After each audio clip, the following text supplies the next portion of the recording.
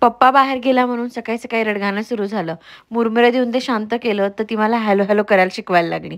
स्ट्रोलरमध्ये बसून बाहेर जायचं होतं तिला. मी नाही म्हणत होती, तर पप्पाला कीव आली. लगेच तो तिला घ्यायला आला. तिचा हा फर्स्ट क्रायचा ड्रेस आला आणि तेवढ्यात आमचं वॉशिंग मशीन बिघडलं. निखिलने ट्राय केलं, पण ते झालं नाही म्हणून त्या दादांना बोलवावं लागलं. सखीलाच पहिल्यांदा शेवग्याचं सूप दिलं. तिने ते खूप आवडीने खाल्लं.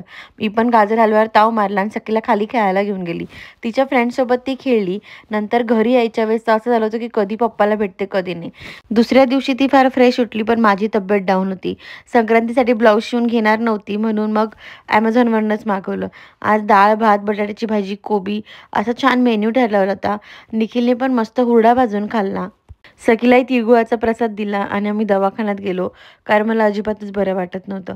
तिथून येता-येता आम्हाला लेट झालं आणि आल्यानंतर अजूनच तब्येत खराब झाली म्हणून दुसऱ्या दवाखान्यात निघालो. तिथे गेल्यानंतर सगळ्या टेस्ट केल्या आणि MRI करायला सांगितला. म्हणून मी इथे नर्व्हस उभी होती. निखिल माझी मजा घेत होता. घरी आली, थोडं आवरलं. म्हटलं सणसुद्या जरा छानही दिसायला पाहिजे. नंतर सखीला खूप खेळवलं. खूप दमली ती आज दिवसभरात आणि शांत झोपी गेली आणि असा संपला.